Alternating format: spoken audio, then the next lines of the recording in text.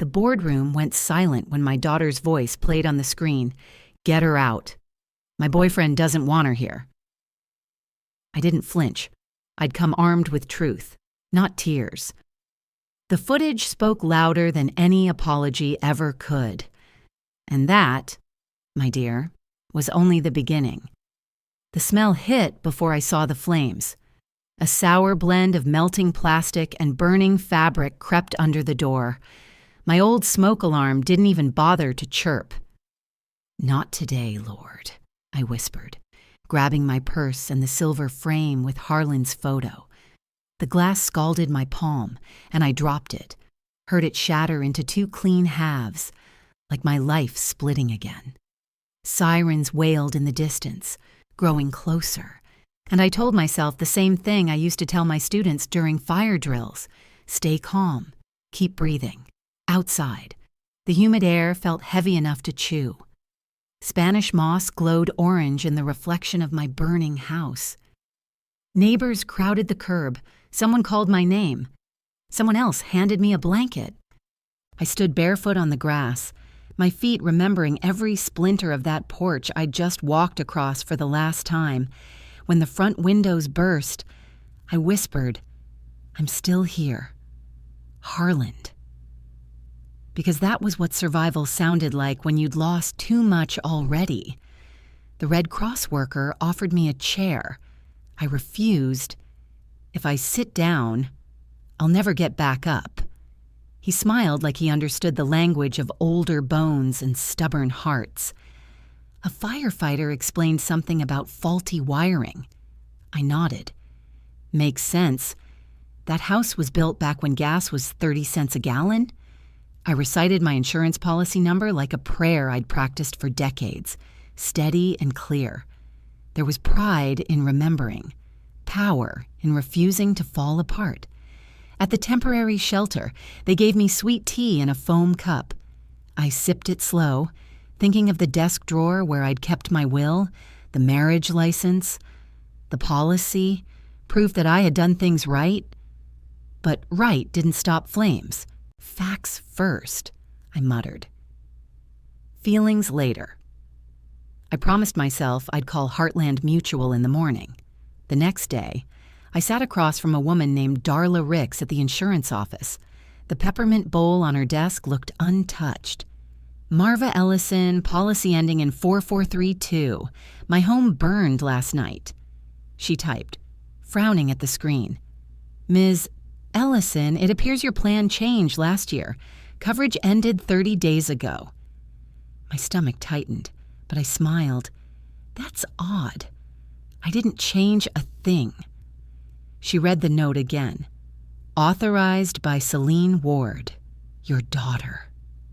For a second, the hum of the fluorescent light became thunder. I leaned forward. "Could you print that authorization for me?" She hesitated, then nodded. The printer whined, spitting out pages of betrayal dressed as paperwork. "I'm sorry," she said softly. "Me too," I answered. "But not for me." I walked out into the sunlight holding evidence. Not ashes. My bus card barely swiped through the reader, and I took a seat near the back. A child offered me a sticker.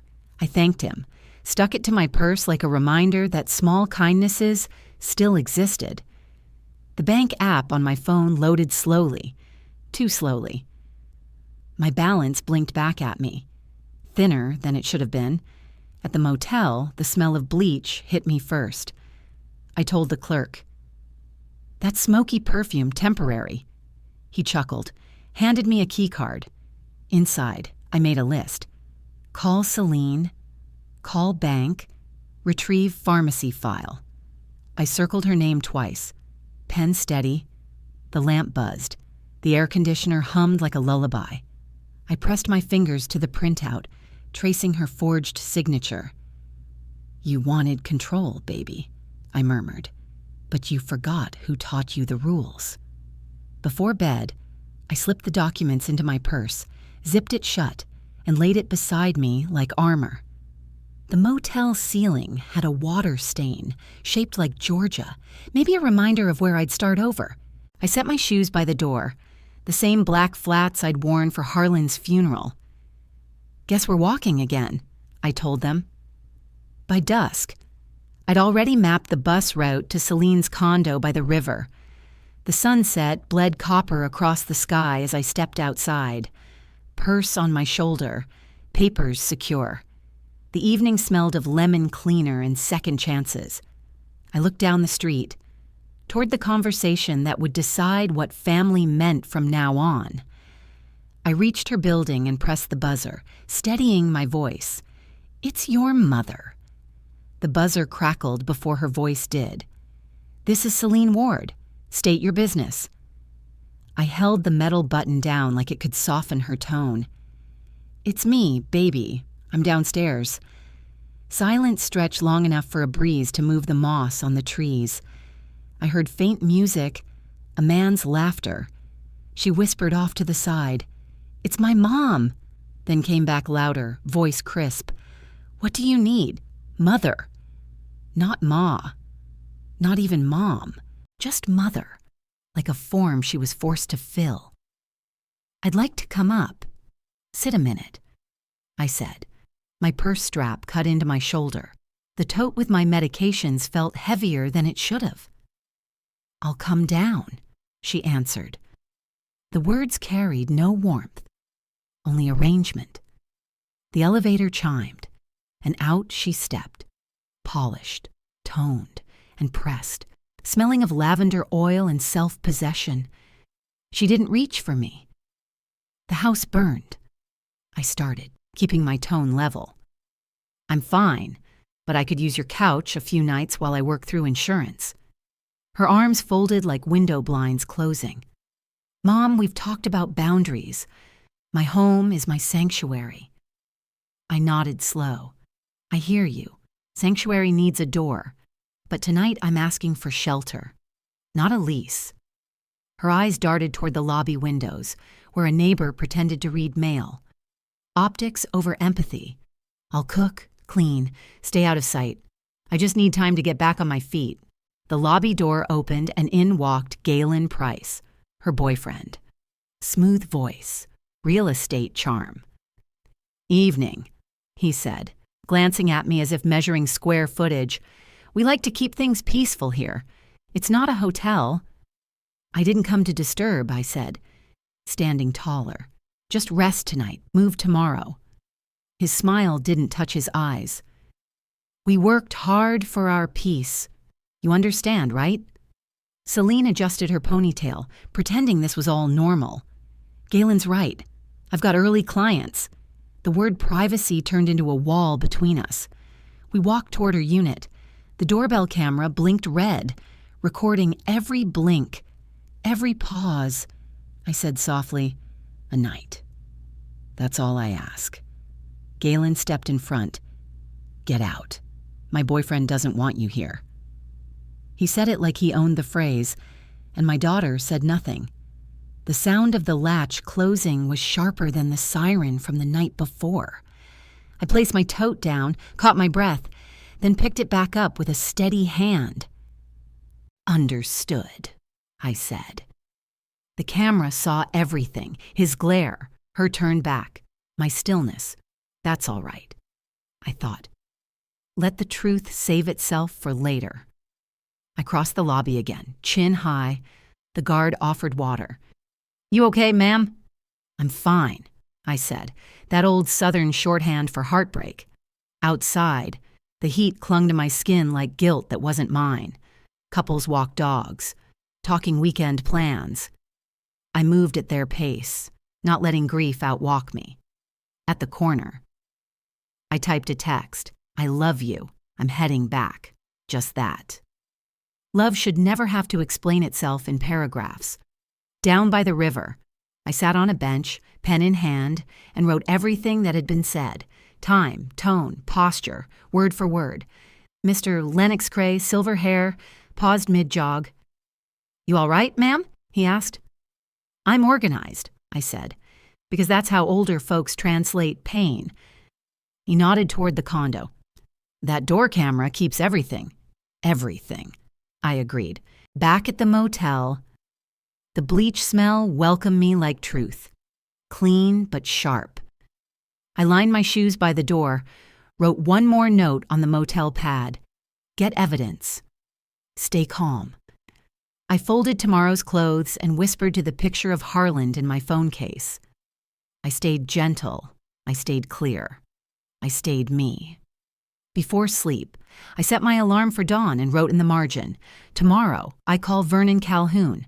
I woke before dawn, the hum of the motel AC steady as a lullaby. The notepad by the lamp reminded me, call Vernon Calhoun. I pressed dial with a calm hand. He picked up on the second ring. Marva? The way he said my name, soft, knowing, made my eyes sting before the sun even rose. I'm safe, I said. The house burned. I need a friend, maybe a chair to sit in while I figure things out. He didn't hesitate. You eaten? I smiled faintly. Coffee counts. Coffee ain't breakfast, he replied. Meet me at Forsyth Park, by the fountain. 1 hour. I dressed carefully. Gray slacks, blue blouse, flats polished on the motel towel. I folded the insurance papers into my purse and rode the early bus. The street still held last night's heat. The sky was blushing pink. At the park, a man played an old Stylistics tune under the moss-draped oaks, and it pulled 1975 right out of the air. That was the year I met Vernon, back when our hearts beat quicker than our plans. I sat near the fountain, whispered to myself, Lord, let me keep my dignity and my wit. A boy in a Braves cap waved at me. I waved back, grateful that life still reached out sometimes. I thought about Celine's face behind that condo door, how she'd looked like she was performing motherhood for an audience. I decided right then, I wouldn't beg for space again. I'd make my own. Vernon arrived with the morning sun. Same slow stride, same clear eyes. A few more years written across his skin. You look like you've been through the fire, literally, he said gently. And survived, I added. We didn't hug. We checked the practical things first. Water, food, time. Let's get breakfast, he said. Real breakfast. We found a cafe tucked behind a row of azaleas. I ordered grits, eggs, black coffee. He handed me a small bag. Vanilla cupcake, belated birthday for a woman who keeps going. I laughed, light for the first time in days. Over breakfast, we built a plan like stacking bricks. File the fire report, replace prescriptions, contact the insurance escalation office, request a copy of the doorbell footage. When I showed him the document where Selena had signed my name, his jaw tightened. We'll get a lawyer, he said quietly. Clara Voss still practices downtown. I nodded. I'm not chasing revenge, Vernon. I'm chasing clarity. We ran errands together, bank, pharmacy, the post office. I printed my statements, starred the odd withdrawals, told the teller, if it's mine, I'll know it. The clerk smiled at my certainty. Vernon carried my folder but never hovered. At the pharmacy, I transferred my prescriptions. The pharmacist called me Miss Ellison, and somehow that name felt earned again. He bought pens while I grabbed legal pads. Paper wins where people lie, I said. That it does, he answered. The city was waking up around us. The air smelled of magnolia and possibility. When he hailed a car, he turned to me with that careful look of his. I'll drop you back at the motel. Come by later with something you can't carry on a bus. Don't bring anything heavy, I teased. I still live my own life. He chuckled. Just bring that strength. I'll match it. The car ride was quiet. I reviewed my folder. Fire report form, bank slips, pharmacy receipts, a note to call the lawyer. My reflection in the window looked steady. Older? Yes, but far from broken. As we turned down Bay Street, sunlight scattered through the trees like confetti. I whispered to myself, "Steady now." At 10 sharp. A silver car pulled to the curb. Vernon stepped out like the morning had been waiting for him. I woke before the alarm, air conditioner humming like it was praying for quiet. My list waited on the table beside my glasses. Call Vernon Calhoun. Eat something real. Keep blood pressure steady. No rehashing pain. No pity parties. I dialed his number. He answered on the second ring. "Marva," he said. My name shaped like a hand between my shoulders. "I'm safe," I told him. "House burned. Need a chair, some breakfast, and a plan." He didn't ask for details. Forsyth Park, by the fountain, 1 hour. Practical, like always. I slid Darla Rick's printouts and a fresh pen into my purse's front pocket. Dignity, I reminded myself, lives in preparedness. The early bus rolled through sleepy Savannah streets. Church ladies chatted about recipes and weather like the world hadn't burned. I listened, head high, purse clutched close. When the bus stopped near the park, the air hit me warm and forgiving. Under the oaks, a street musician played a stylistics tune, 1975, the soundtrack of Simpler Ambition. I smiled despite myself. I took a bench with a good view of the fountain and practiced calm breathing to its rhythm. "I'm safe," I texted Celine. Just that. No opening for guilt, no room for her silence to echo back. Then, through the shimmer of morning, Vernon appeared. Silver sedan parked at the curb, sport coat crisp but not proud. He looked at me the way only someone who remembers your younger face can. "You eatin'?" he asked. "Coffee counts," I replied. He shook his head, chuckling. "Coffee ain't breakfast." He handed me a paper bag, grits, eggs, and a small vanilla cupcake. "Belated birthday," he said, "for a woman who keeps going." I smiled without letting tears start. Kindness hurts when you've been running on your own spine. We sat on a park bench facing the fountain, steam from the food curling in the sunlight. "You holding up?" he asked. "I'm holding form," I said, voice even. "You always did," he murmured. I told him the short version, the fire, the canceled policy. Celine's voice turning my name into a burden. He didn't curse her. He said, "Let's get you facts and footing." I opened the folder and laid out the papers. His eyes traced the unauthorized signature. "Your daughter signed your name?" I nodded, said she was helping me save money. He exhaled slowly. "We'll call Clara Voss. She still practices downtown." "I'm not after revenge," I said, "just clarity." "Clarity's expensive," he answered, "but worth every dime." We walked to the pharmacy, transferred my prescriptions, and picked up a month's supply. The pharmacist smiled kindly when she said, "Ms. Ellison." At the bank, I printed statements and marked the strange withdrawals with stars. "If it's mine, I'll know it." I told the teller.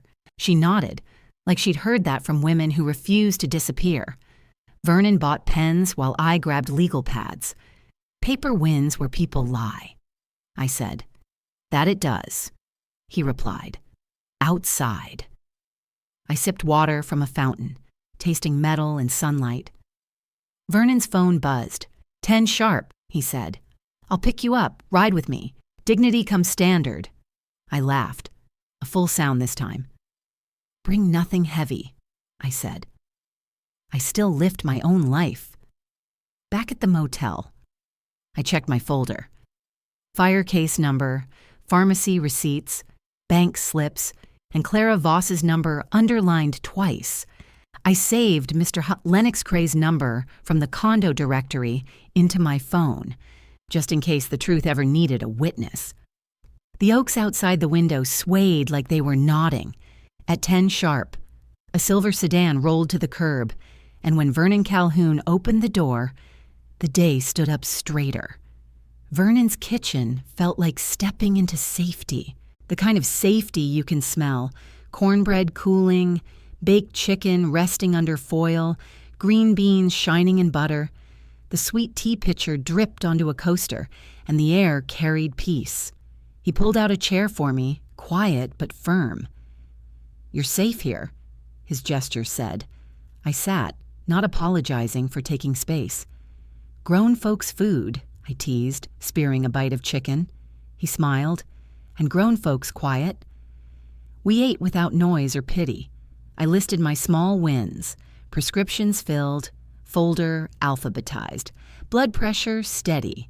He nodded, proud in the way men are when they're relieved you're still standing.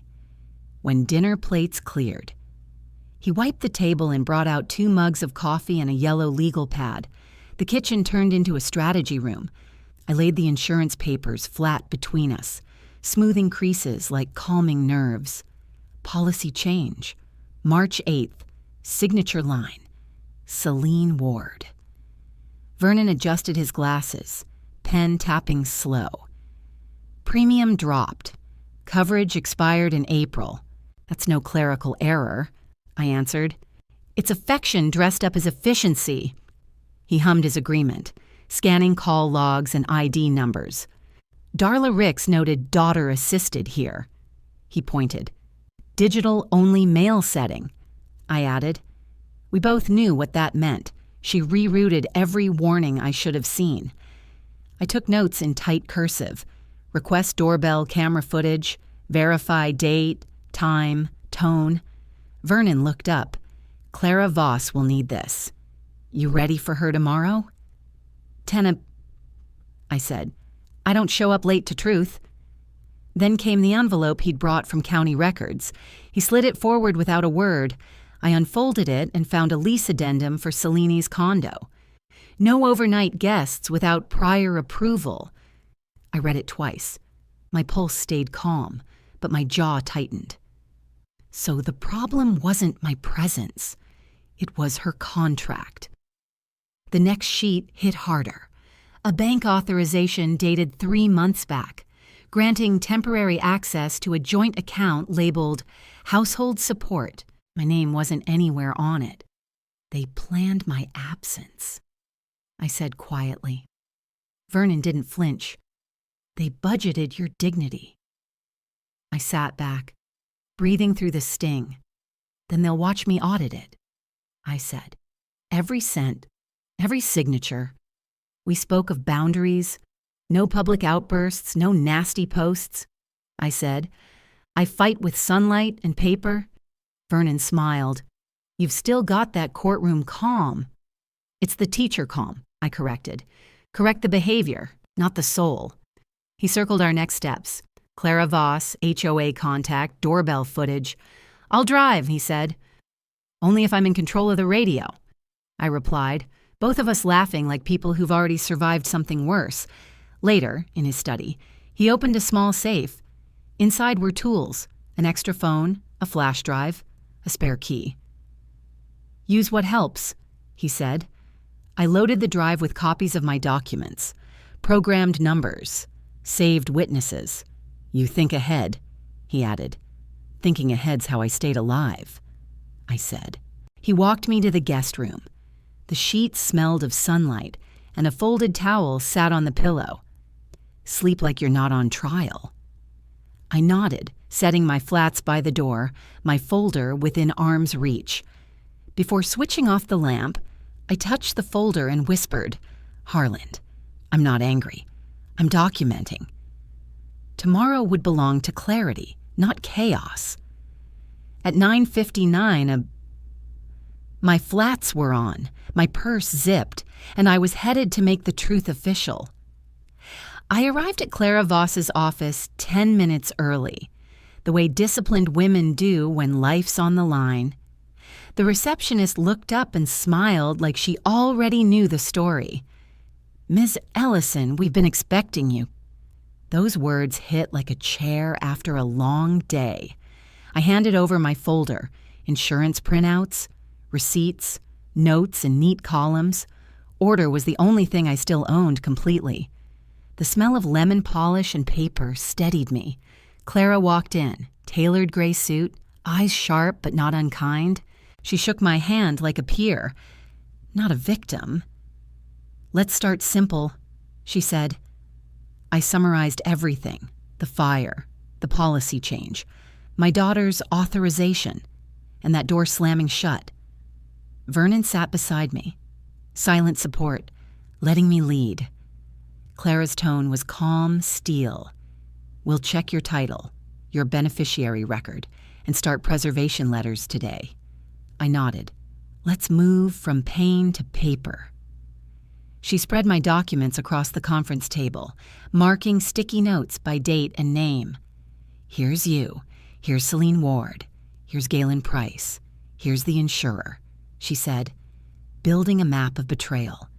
"Did you consent to digital-only notices?" she asked.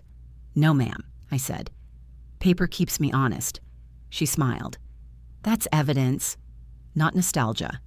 She dictated a letter to the condo HOA and Heartland Mutual. Preserve all data, no deletions, no delays. Then she ordered a title search on my home and checks for any linked accounts in my name. "We'll find where she reached," she promised. Her paralegal, young but sharp, typed fast. "Doorbell footage. We'll go through HOA first," Clara added. "If they play games, we go federal." My hope didn't swell. It stabilized. An hour later, Clara returned with the results. "Your home title is clean," she said. Relief washed through me like air conditioning after a long walk. Then her tone changed. "But there's an affidavit filed months ago, a caretaker declaration by your daughter." She handed me the copy. "States you were overwhelmed after bereavement and needed financial assistance." My throat went dry. "That's a lie," I said softly. "Intentional." She corrected. "It let her adjust your insurance and bank access without raising flags." She flipped to the next page, Galen Price's email, linked to a view-only connection to my checking account. "No withdrawals yet," Clara said, but they were setting up control. I didn't shout. I simply said, "Then we'll take back what's mine with dates and signatures." Vernon exhaled beside me. "She's not done," he murmured. "No," I said. She just got quiet. Clara drafted 3 letters: preservation, cease and desist, and access request. She rehearsed my lines for tomorrow's condo visit. "Stay polite. Record lawfully. Ask, don't accuse." I practiced them like scripture. She called Darla Ricks on speaker, tone clipped. "We need full authorization logs." Darla agreed instantly, the sound of fear soft behind her professionalism. Clara turned back to me. "We win quietly by staying predictable. Bureaucracy hates persistence." I signed engagement papers. Vernon said, "Bill me first." I let him. Just this once. We stopped by county records. I requested certified copies of my deed and that poisonous affidavit. The clerk stamped them, hard and final. Back at Vernon's study, we scanned every page, labeled each file twice. I rehearsed tomorrow's lines. "I'm here to request records. Please confirm that in writing." I declined to discuss personal matters. I laid out my clothes, calm colors, clean shoes. When strategy replaces fear, sleep comes easy. Before bed, I wrote one sentence to Celine: "I'll be at your building at 2 p.m. for records." No threats, no begging, just notice. At 1:59 the next afternoon, I stood under her condo's awning, folder in hand, the law and the truth standing right beside me. I arrived 5 minutes early. The hallway outside the boardroom buzzed with low voices, neighbors in soft cardigans and curiosity. Someone whispered, "That's her. The mother. No venom this time? Just awakening?" Mr. Cray nodded stiffly from the corner. I met his eyes with calm acknowledgement. "I'm here to request records and state facts," I said. The line Clara Voss had drilled into me. Vernon stood a respectful step behind, holding the flash drive and chain of custody receipts like sacred items. A woman by the water cooler murmured, "We saw the clip." I didn't need to respond. Truth had already moved faster than gossip. The gavel struck, sharp against the wood, and the room stilled into order. My heart didn't race. It kept time, steady and deliberate. Older women learn to breathe through verdicts before they're spoken. When the chair asked for my statement, I kept my tone even. There was a fire. I did not authorize the policy downgrade. I was denied access to my residence. I requested preservation of all related footage. No trembling, no pleading. Celine and Galen slipped in late, still dressed for show rather than substance. I faced forward. Clara Voss's voice came through the speakerphone, firm, no frills. Documentation submitted, legal grounds confirmed. I placed the signed receipt on the table. The sound of it landing carried more weight than any speech. The chair nodded once. "We'll review the media." The footage played. Lobby camera first. Cellini gesturing. Galen leaning back like he owned the building. Then my image, small, carrying groceries, unaware of the storm. The audio followed. "Get her out. My boyfriend doesn't want her here." Someone gasped. A board member muttered, "That's not procedure, that's power play." Celine tried to salvage herself. "It was for safety. She's been confused since—" Clara cut in, cool as glass. The affidavit labeled Miss Ellison overwhelmed. The video shows composure. The chair turned toward Galen. "Sir, you're not a registered resident." His smirk faltered. Mr. Cray confirmed the timestamps, his tone a mix of duty and regret. Evidence had the floor now. Votes came faster than I expected. Censure for Cellini Ward, fine for misuse of staff, eviction notice for Galen Price as unauthorized occupant, mandatory apology letter, HOA-funded senior safety review. My suggestion. Clara added a stipulation. Withdrawal of the false caretaker affidavit from county records. Darla Ricks's voice joined via speaker. Insurance reinstated. Payment processed. Internal misrepresentation flagged. It was a full sweep. Clean, lawful, final. I looked at the chair and said, "Policy worked today. So did decency." The room exhaled. Even silence felt respectful. Then came my part.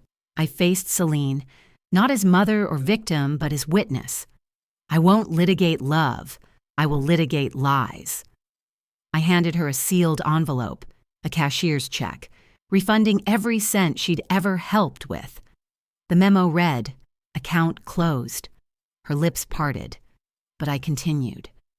No contact until therapy verified for 3 months. Any outreach through counsel, holidays by invitation. My voice didn't shake. Compassion can coexist with consequence. My will changes today. Trust restructured. Donations redirected to install senior safety cameras. I wrote the first check on the spot. Galen muttered something low. I raised my hand. "Sir, you're out of order. And soon. Out of residence." The chair didn't disagree.